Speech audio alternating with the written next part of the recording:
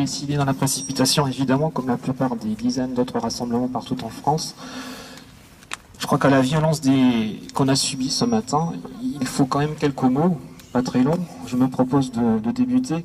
Si d'autres personnes souhaitent s'exprimer, qu'elles le fassent. Donc il est difficile de trouver les mots pour exprimer ce que nous vivons aujourd'hui. Des terroristes, des barbares se sont attaqués à des artistes, des journalistes, des dessinateurs, des policiers qui défendaient la liberté d'expression et la liberté de la presse. En 2011 déjà, le journal Charlie Hebdo avait été victime d'une attaque. Un cocktail Molotov avait détruit les locaux et les journalistes avaient été l'objet de menaces. Pourtant, ils ont continué leur travail, nous montrant qu'il ne fallait pas céder face au terrorisme. Nous traversons une époque tragique qui voit la montée d'idéologies guerrières et meurtrières. Nous devons être vigilants de ne pas tomber dans les pièges qui nous sont tendus en stigmatisant ou en rendant responsables de ces mots telle ou telle composante de notre société. Mais au contraire, comme nous le faisons ce soir, c'est en nous rassemblant pour défendre tous ensemble les valeurs de notre République, les droits de l'homme, la justice, la liberté de la presse. Si d'autres souhaitent s'exprimer.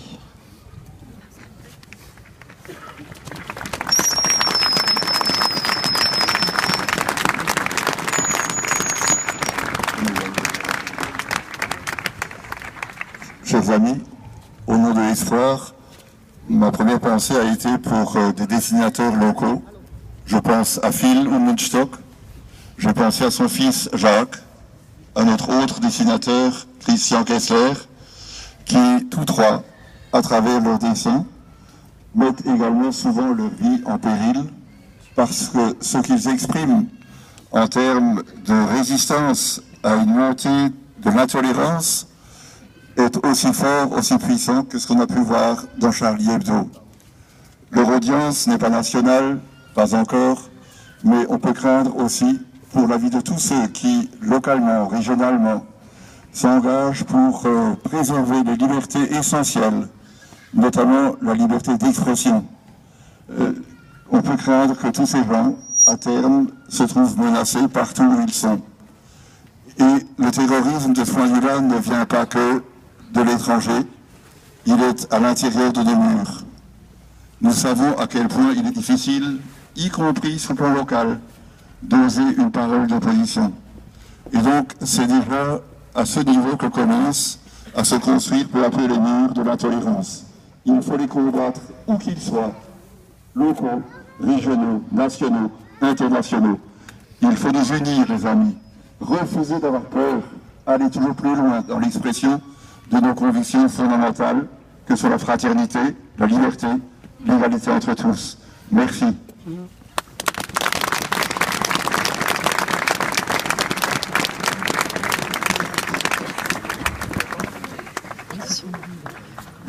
Merci à vous d'être venus aussi nombreux ce soir. C'est un moment d'émotion pour nous. Ce qui s'est passé cet après-midi est tout simplement ignoble, une ignominie sans nom, une atteinte bien sûr à la liberté d'expression, à la liberté de la presse, mais une atteinte à la liberté tout court, une atteinte à notre démocratie. Oui, merci d'être venus si nombreux, de manière spontanée, pour dire que nous croyons et nous défendons la démocratie, que nous croyons et nous défendons les valeurs de notre République, des valeurs fortes de respect de l'autre, d'égalité, de fraternité et de liberté. Nos pensées vont bien sûr vers les victimes, vers leurs familles et vers tous ceux qui aujourd'hui, dans notre pays, mais aussi dans le monde entier, sont prisonniers, sont torturés, sont tués du fait de leurs idées.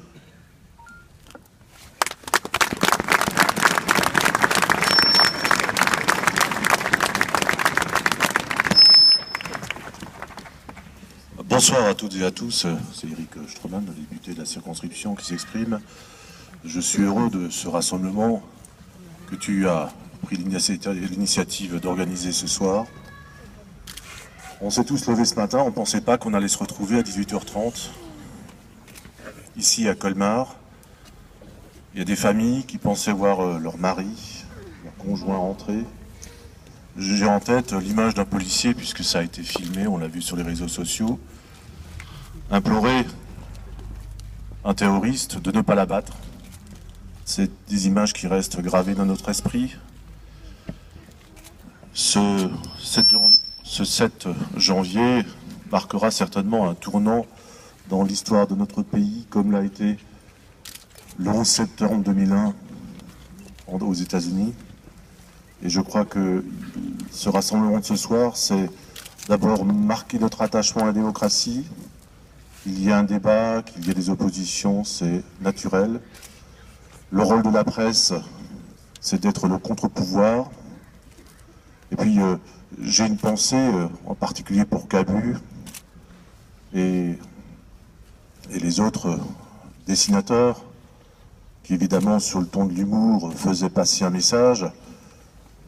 Cabu, il est né en 1938, je ne savais pas qu'il avait déjà 77 ans, et pour beaucoup d'entre nous, il a été une référence morale, en tout cas il a éveillé un sens moral politique, quel que soit le camp dans lequel on se situe, et c'était un personnage pertinent dans sa vision du fonctionnement de notre société, dans le fonctionnement de nos institutions, et je souhaite évidemment que ce rassemblement permette aussi d'éviter la montée des extrêmes, de quelque côté qu'elle soit, puisque ces terroristes, ce qu'ils recherchent, c'est de créer la peur, et sur la peur peuvent se développer des terreaux qui ne vont pas dans l'intérêt de la société, dans l'intérêt de la démocratie. Donc merci de votre présence, merci à notre collègue d'avoir organisé, d'avoir pris l'initiative. Nous sommes aujourd'hui, au-delà de toutes les considérations politiques, réunis comme républicains, comme démocrates et comme personnes qui cherchent à défendre, coûte que coûte, la liberté d'expression.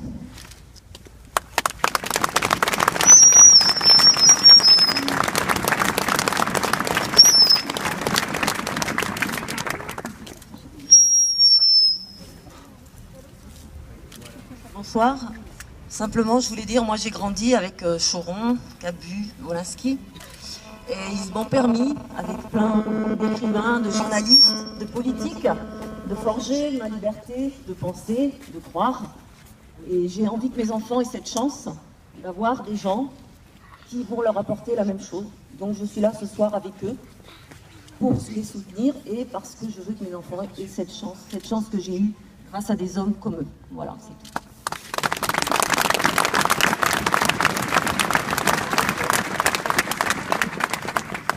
Bonsoir. Alors je crois qu'au-delà de l'émotion et du bouleversement que nous avons tous ressenti dès les premières informations, nous sommes là pour manifester notre empathie envers les victimes et leurs familles, leurs collègues. Nous sommes là également pour apporter notre solidarité à tous les représentants de la presse écrite, audiovisuelle, radio, à toutes les forces de police qui nous aident à conserver nos libertés dans notre pays.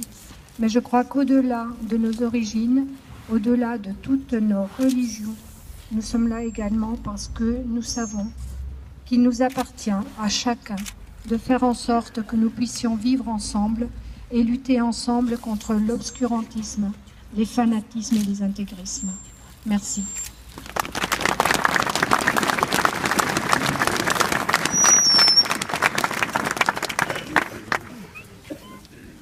Je tiens à m'associer aux propos qui viennent d'être tenus.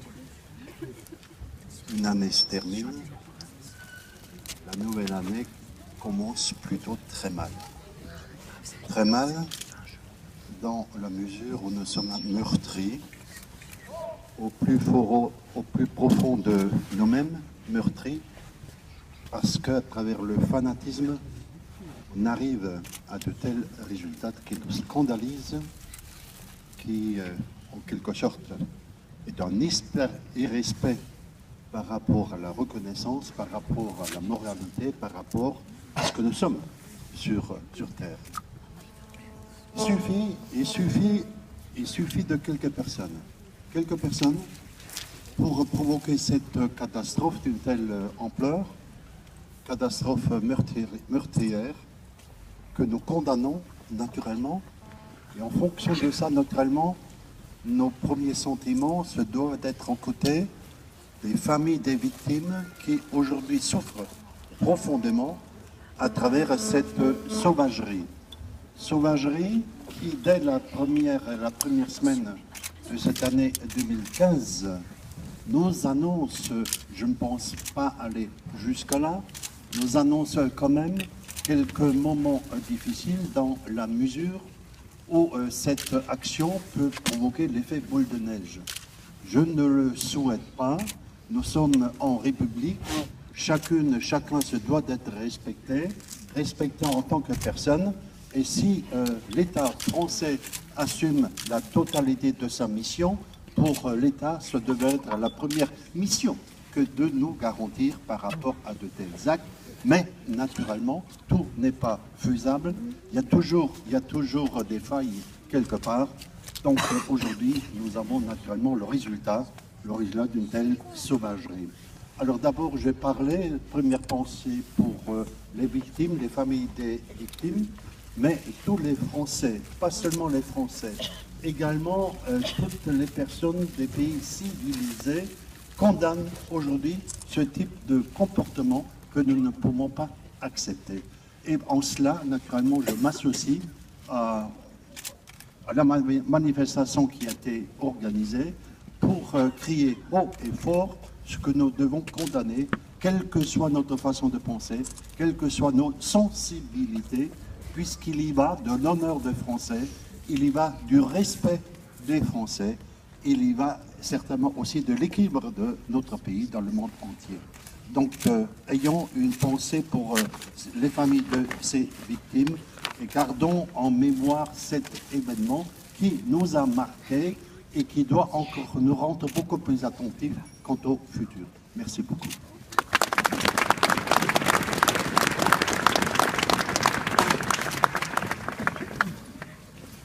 Dans cette soirée très sombre et très triste, la seule lueur, et au-delà des bougies de deuil, c'est l'union. Le fait de se retrouver les uns avec les autres, au-delà de toute autre considération, dans ce moment de solidarité, d'union et de respect. Et je ne rajouterai qu'un seul mot ce soir, oui, ce soir plus que jamais, je suis Charlie.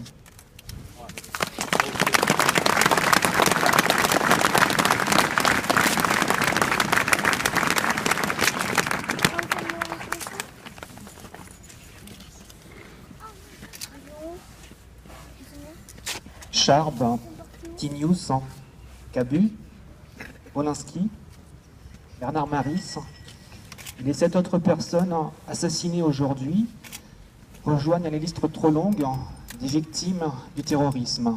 J'y associe aussi effectivement les policiers, les personnes dont on ne connaît pas le nom. Nous nous associons, nous sommes solidaires avec leurs familles et leurs proches. Je vous propose de respecter quelques instants de silence.